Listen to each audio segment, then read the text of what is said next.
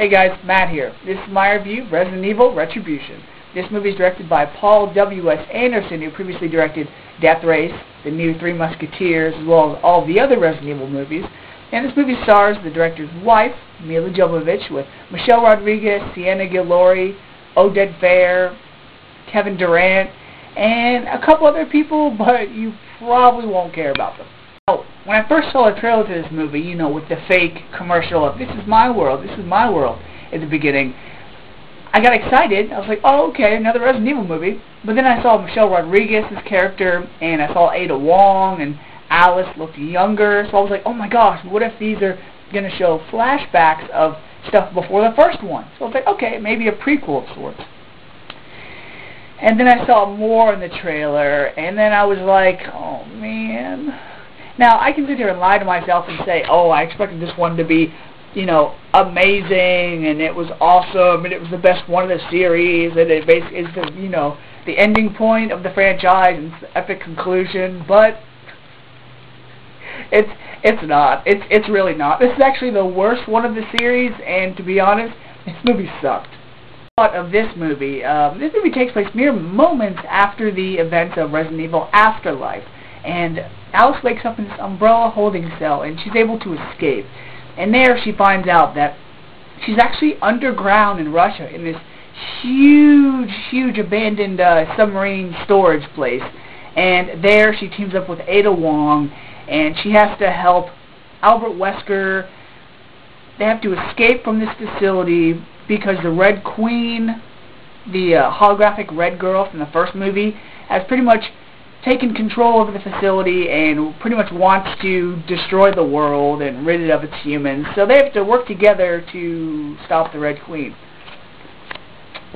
Yeah, this movie's kind of ridiculous. Now, as far as the acting goes, Mila Jovovich was really the only good one in this movie, because every other character in this movie, either one, their role is not significant, or they don't have enough lines to really say, oh, okay, yeah, do you remember Oded Fehr in the last Resident Evil?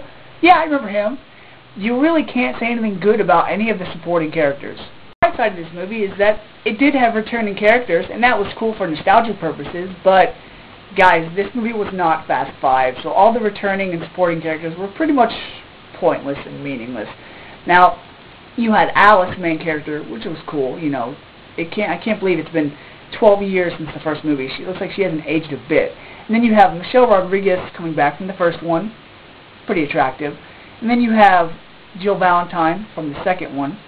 You have Oded Fehr, who played Carlos in the second one as well. And then you have the black guy in charge from the first one. I think his name was One. It's cool to see him again, it really was. And then you have new characters in the form of Luther West. I think he's from Resident Evil. Oh, I don't even remember. Then you have Barry Burton from Resident Evil 1, which is awesome. And you even have Ada Wong from the second one, and Leon S. Kennedy, also from the second one and the fourth one, which to me got me excited to see this movie. But I've got to say, Leon Kennedy was probably the biggest letdown of the movie. The guy that plays him, his name is Johann Erb. He's a Russian actor, and he looks like Aaron Eckhart, but he sounds and delivers lines just like Dolph Lundgren from The Expendables. I mean, he was really bad. All the characters were, you know, their lines were so limited, and they really didn't do much of significance that you were like, okay, at this point, I really don't care if Alice is the only one that survives. I mean, they weren't even memorable. I mean, it was like, oh, they're cool to see them, but then it was like, really? You used them like that? Oh, wow. I didn't see this movie in 3D, though the movie did have a lot of aspects and moments that made me go, oh, I bet that looks pretty cool in 3D. So, if I decide to, or if I'm able to muster up the energy to sit through this movie again to see it in 3D, I'll put an annotation in the video of how it was, or I'll put it in the description box. Now, as far as this being the best Resident Evil movie as it's advertised, they are greatly mistaken, because this is actually probably the worst one in the franchise. Now, this movie does recap the events of the previous films, but when I say recap, I really only mean showing you the majority of the first one and the last one, because it really just briefly describes the couple in the middle. Now, this movie doesn't end, being the final, the final one in the movie, the epic conclusion. It really just leaves you with a bad taste in your mouth, and all you can really say, all that me and my other friends said after we left the movie was, really? Oh, this movie is so bad.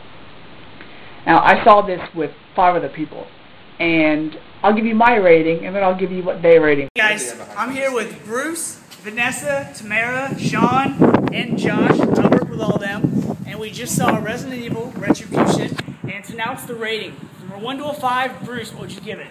I don't know. 2. 2, Vanessa, rating from 1 to a 5, what would you give it? I guess a 2. Okay, Tamara.